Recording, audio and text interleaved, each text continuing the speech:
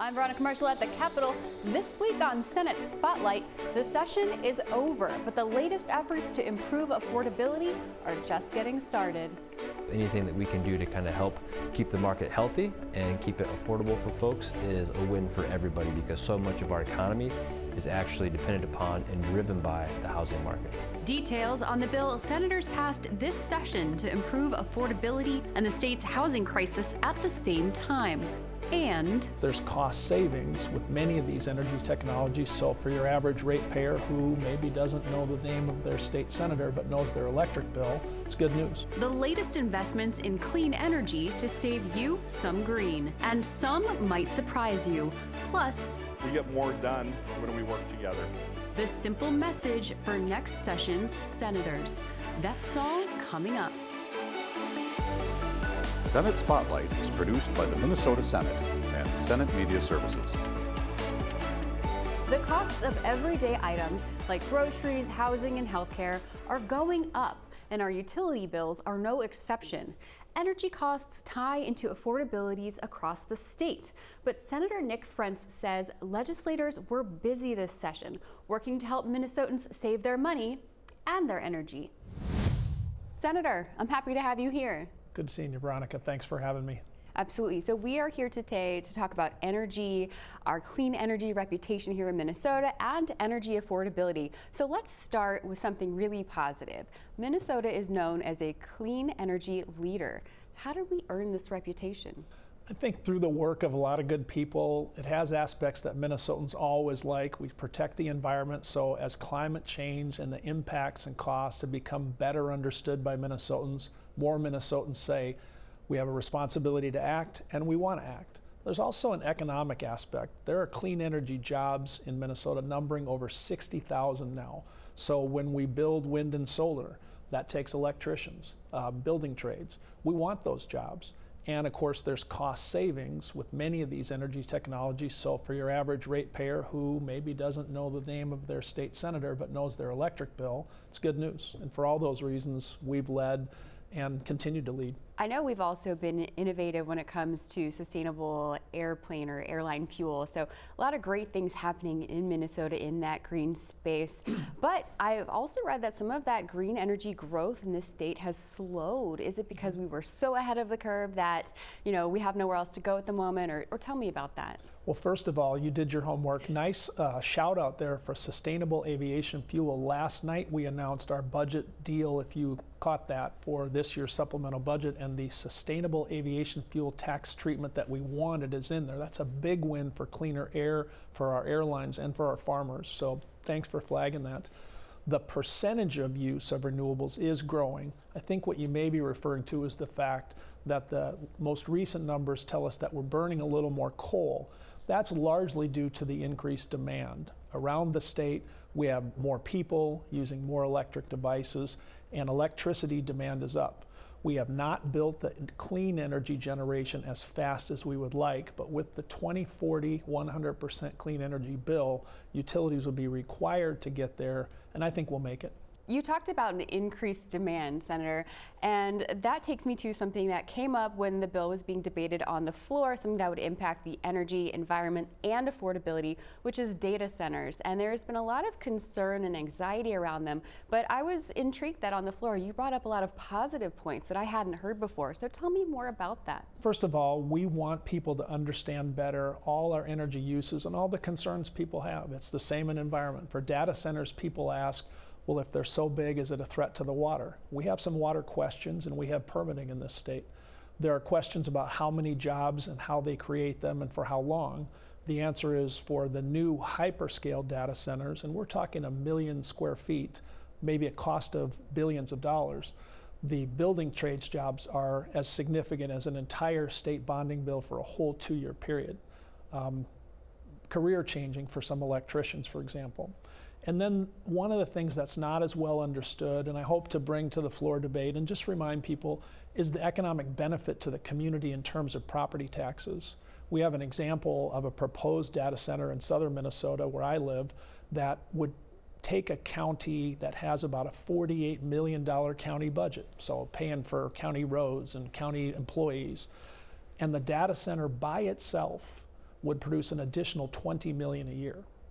The 2025 law, thanks again for your second example of great homework, made some changes that also require data center companies to make some payments to our low-income energy assistance.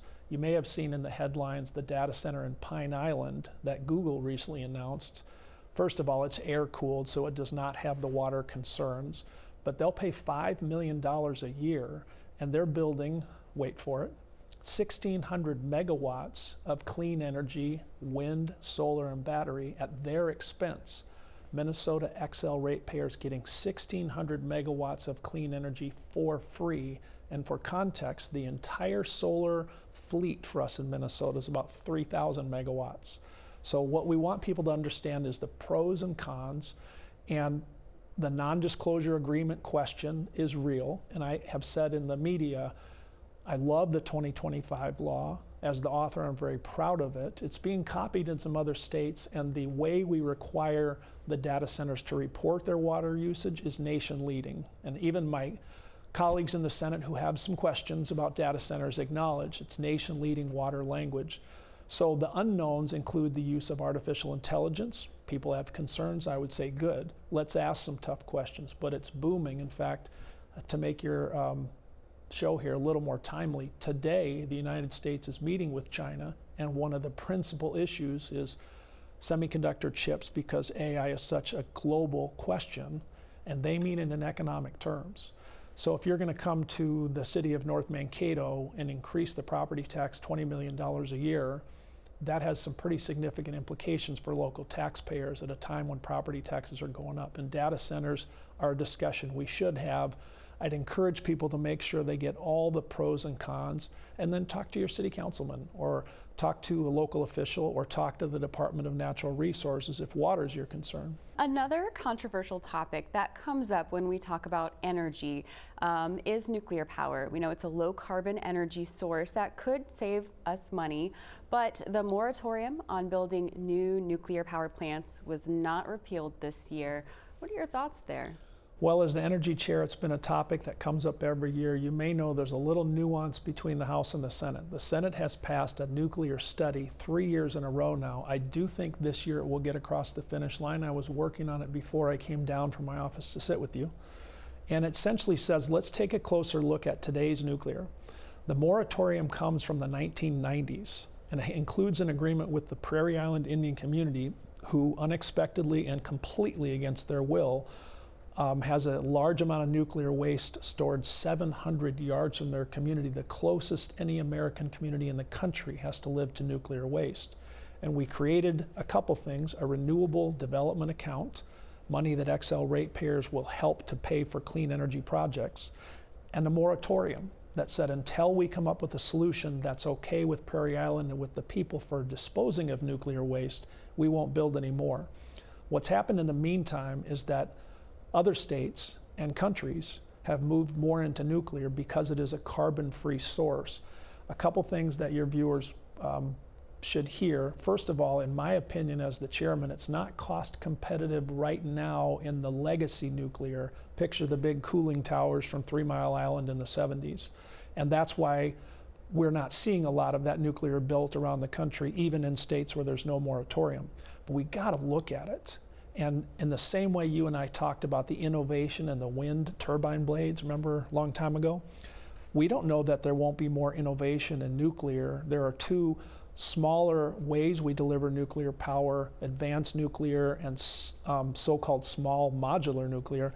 Those are being deployed around the country for limited uses. I don't know that they'll be scaled up to be powering a city of 100,000, but I don't know that they won't. So where we are in Minnesota is the moratorium is still in effect.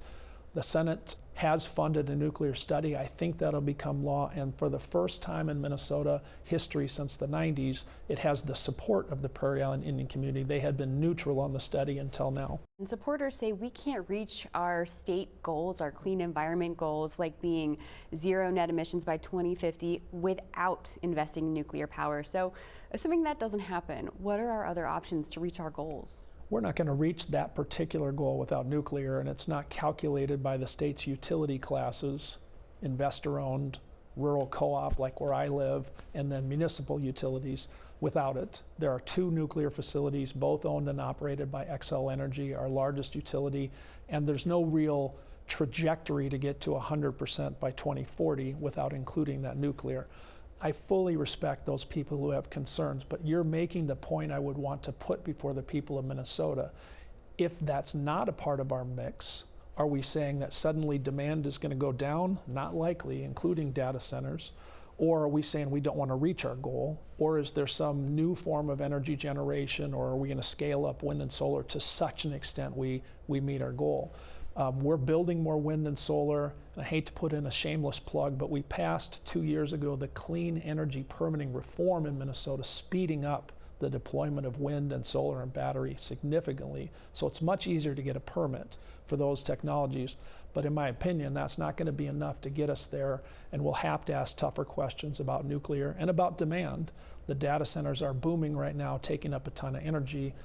I got to put in a plug also for the ratepayer protection. The 2025 law, which relates to data centers, has this feature. Xcel has to file with the Public Utilities Commission their plans for this Pine Island data center. They filed now and said, here's what it's going to mean for ratepayers. It'll be a savings of $1.1 billion over the next 10 years after it opens, because the economies of scale and the clean energy that they're building. So ratepayers can save money in different ways, and meeting our demand doesn't have to look one particular way.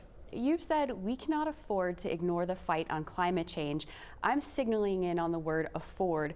What is it currently costing us, or how are those costs manifesting in our budgets? The big one is homeowners insurance. If you've seen a report of a southeastern United States hurricane, the damage that's done now with storms that we feel would not be happening but for climate change are so costly that it affects your and my homeowners insurance rates around the country. We don't have a lot of hurricanes up here, but our homeowners insurance sometimes reflect it.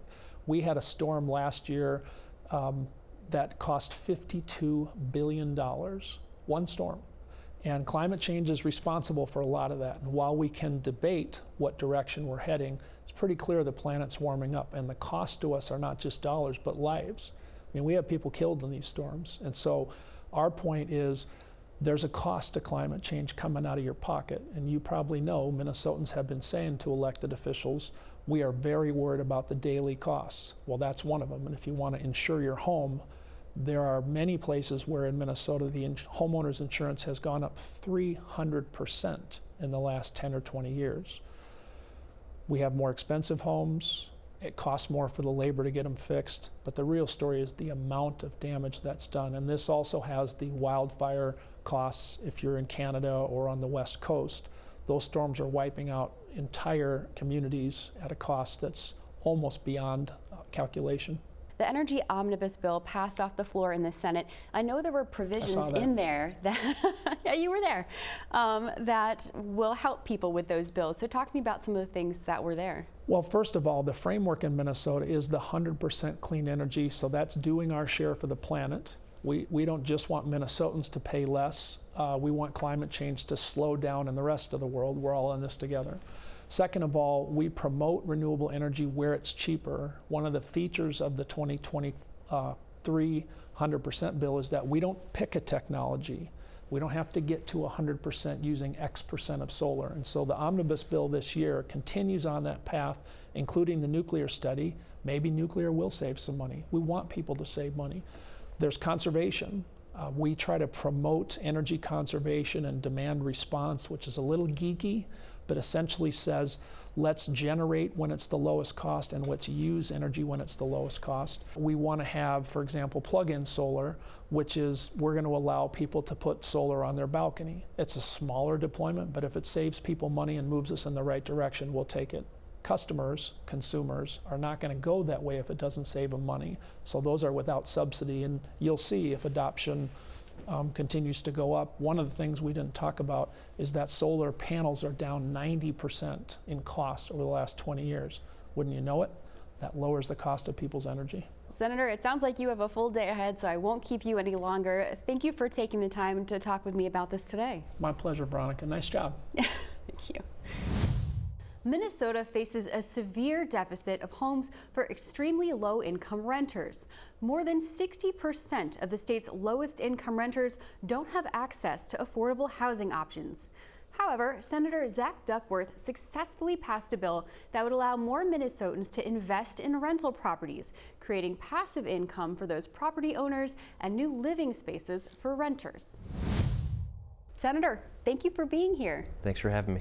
Absolutely. So I'm really excited to talk to you about this subject today. It's not one I know a lot about, so I'm going to learn a lot from you. But we're going to talk about, at first, investing in property.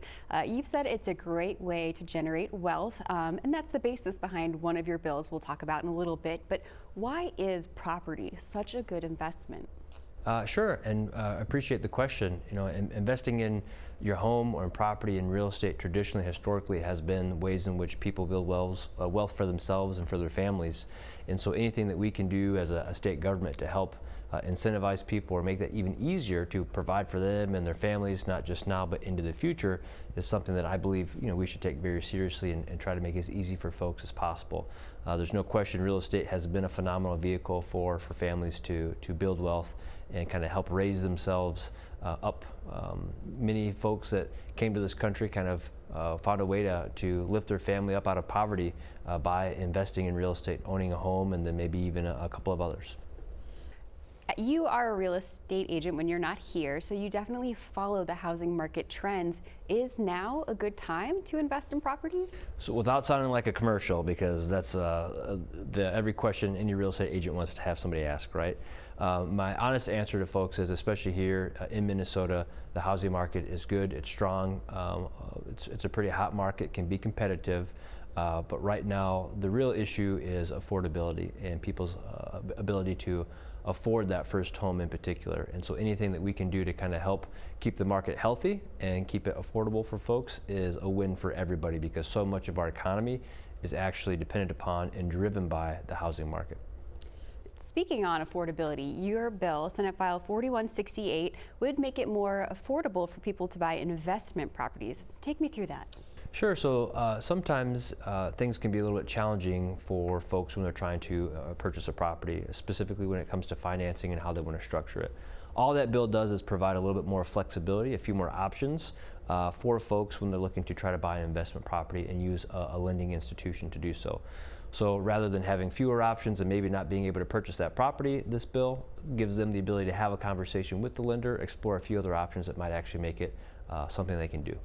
And I loved how you described it during committee, because I listened to your expert and it went right over my head. But in committee, you described it so simply in that at times when having a down payment is difficult, this allows people to roll certain fees into their payment over time so they can finance the closing costs and lender fees. And so it's just giving them that flexibility to pay in a way that makes sense for them. Absolutely. Just more options. They're not required, they're not forced to, but they can have a conversation with the lender, consider various options, and pick the one that works best for them. And this is only for investment properties. Why is that? Well, we want to be very careful about when people are buying their primary residence where they and their family are going to live. We want as many safeguards and protections as possible regarding that loan and that mortgage, and we want that really kind of stacked in the favor of the consumer as much as possible. When it comes to investment properties, the rules change a little bit, because when folks are investing in real estate, they're maybe a little more savvy. It's a little bit more of a risky investment because it's not their primary residence. They're likely going to be renting it out or something to that effect. So we allow for a few more options and some additional flexibility when it has to do with that investment property versus a primary residence. During the committee, you also started off by talking about how predatory lending doesn't belong in Minnesota. How does that relate to the bill?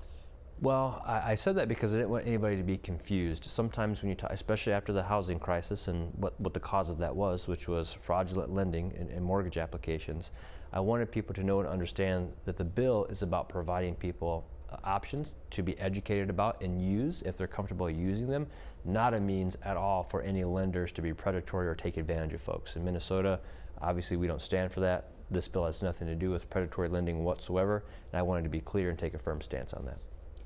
On the same subject, or adjacent subject of financial concern with investing in things, you have another bill, Senate File 4652, which your testifier talked about the growing fraud problem banks are seeing. Tell me about that. Is that an issue here in Minnesota? Unfortunately, it's an issue everywhere. And in Minnesota, we wanted to give banking institutions, as well as folks that have accounts at banks, the ability to protect against fraud, really through the means of early detection. So regarding this bill, if a bank were to see something that seemed to be potentially fraudulent and they tried to contact the owner of that account and they weren't able to get a hold of them, the bill allows the owner of that account to also name somebody else that can be contacted by the bank to then notify that person and say, we think that something might be happening with this account that you should be aware of. I like that, early detection, and you've also called it common sense and a no-cost bill, and your testifier said it was anti-fraud, and we love all those things. Absolutely. At least I like to think so. Well, those two bills really caught my attention in the way they moved through the legislative process, and I found them to be so unique that we have to talk about it. But you were the only author on both of them, no co-authors at all here in the Senate, and they passed unanimously in the Senate and in the House. That is wild. How did you achieve that twice? Well, I couldn't find any co-authors because I don't have any friends. I'm just kidding. Sometimes when a bill is moving kind of fast, you want to drop it and get it heard and move it. I typically do try to load up my bills with co-authors. A bonus if I can get both parties represented on that. But this was one that we wanted to move quickly and try to have passed this session. And by getting the bill, dropping it quickly and moving it was kind of how we were able to do so. Okay, well, I know you're a member of the Civility Caucus, so you have a history of working across the aisle. Do you think that works in your favor or made a difference with these bills? I'd like to think it does. You know, this is my 6th session now, so I also have learned a thing or two. But more importantly, I've had time to build relationships. And so being in the minority in the Senate, and to your point, having both of those bills heard and then ultimately passed out the floor, I'd be lying if I didn't say having a good working relationship across the aisle was important to that. I could go to the chair of the Commerce Committee, explain to him what the bill is, ask for his help to have it heard, same with other committees, and kind of shepherd that bill through the committee process and ultimately get it to the floor, which early on, I'm not sure I would have been able to do, first off from a knowledge standpoint, but let alone from the experience and the trust that has built up over the last few sessions. See, you have all the friends. As somebody who watches for bipartisanship, how do you think we did this session? Well, that remains to be seen, but I will tell you, I just came from a conference committee, and the interesting thing about going through the bill and comparing the sames and similars, as we call them, is that a lot of the language that was included in that bill, much of it had already passed and become law and been signed by the governor, which means the House and the Senate are working and collaborating with one another to actually pass bills, get them signed by the governor, and enact them into law. So there is something to be said for balanced government, I think. Really good, common sense, practical legislation is passing. Some of the other things that are more political are kind of being set off to the side, or is forcing some more compromise and conversation, which I typically think is a good thing because it tends to lead to better governing. Okay. Senator, thank you so much for your time today. My pleasure, thank you. More than a century of legislative experience is leaving the Senate. 15 senators are retiring from the legislature, and 2 more are leaving to seek higher office.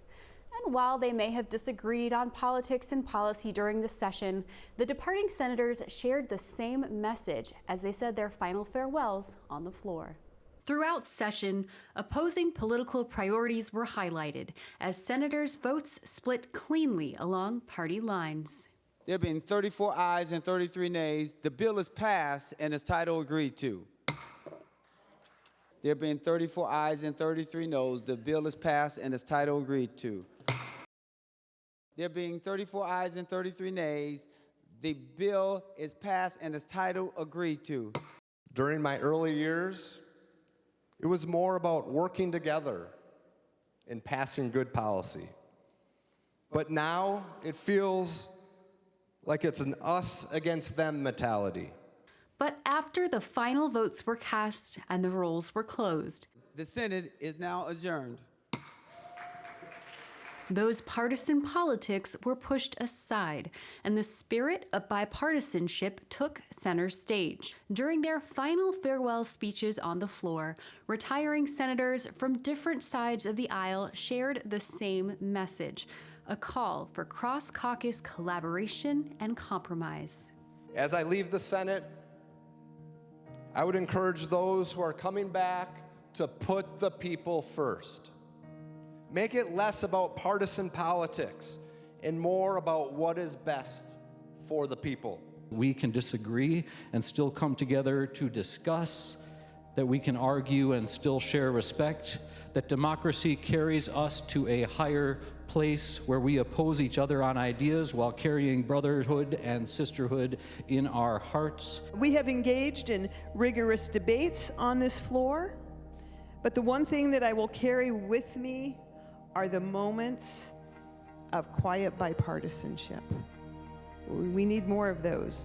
The instances where we look past our political labels, where we're focused entirely on the people who sent us here, not trying to score political points. I've always believed, and I still believe, that there is far more that unites us than divides us. I want to live in a strong two-party system. I want two viewpoints. I want two alternatives. I want to hear what people have to say. I truly believe we are the beacon of the world because of a strong, stable, productive two-party system. I've learned that progress is made often not by those loudest moments, but in the quieter ones, in the conversations behind the scenes, in unexpected partnerships, and the willingness to remember that we're all stewards of something larger than ourselves. So whether you're red, blue, or a different color entirely, when I first came into the legislature, I looked at everything black and white. And I began to realize there's a tremendous amount of shade of gray in between that black and white, and every shade of gray is legitimate. take it from these senators who have spent collective decades in the legislature that the best way to a better tomorrow is by working together today. Some say we've never been this divided. We've never been this divided. Yet I believe with every bone and fiber and sinew in my body that our best days are ahead of us. Another idea brought forward by a retiring senator to improve the work of the legislature was to make it full-time. According to the National Conference of State Legislatures, Minnesota is one of 26 states with a hybrid legislature, where lawmakers work somewhere between full-time and part-time here at the Capitol. Research finds full-time legislatures allow lawmakers to get more hands-on and delve more deeply into their subject areas, allowing them to be more informed and involved in policymaking. It also puts them on par with their full-time colleagues, like the governor, state auditors, and the attorney general.